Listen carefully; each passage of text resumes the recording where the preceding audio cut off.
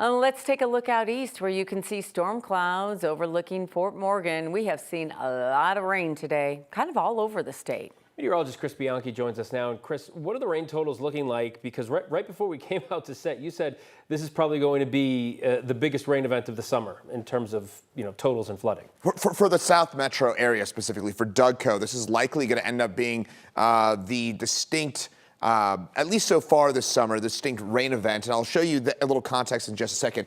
Now, this rain gauge on the north side of Castle Rock, right near the Outlet Mall, 1.92 inches of rain. Castle Pines, a little over an inch of rain. I believe that's closer to about 1.2 inches. Now, Ponderosa Park, Parker. Now, these are rain gauges I've been looking at.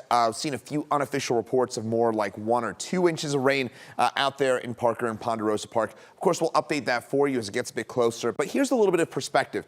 And this is more owing to how dry it has been. Castle Rock today, in fact, this coming in about 2 hours, 1.92 inches of rain. That is more rain than the previous 81 days combined, going back to early May, and that kind of late May, that early May, very late snow event. That's all that precipitation since then. 1.92 inches of rain exceeds all that. So pretty impressive stuff. And let's kind of zip on in and show you what we saw here. And again, it's Dougco and specifically a really narrow corridor here from about Parker down through Perry Park and kind of just to the west of Larkspur. We saw all that rain, and this little blue stripe indicating at least 1 inch of rain indicated by radar, and in some of those lighter shades of blue, some indications of about 2 inches of rain. So a narrow but pretty distinct area where we did see that much rain. And will this help out with the drought monitor? We will not see that reflected in the drought monitor update until next week, because the drought monitor goes through the previous Tuesday morning's rainfall. So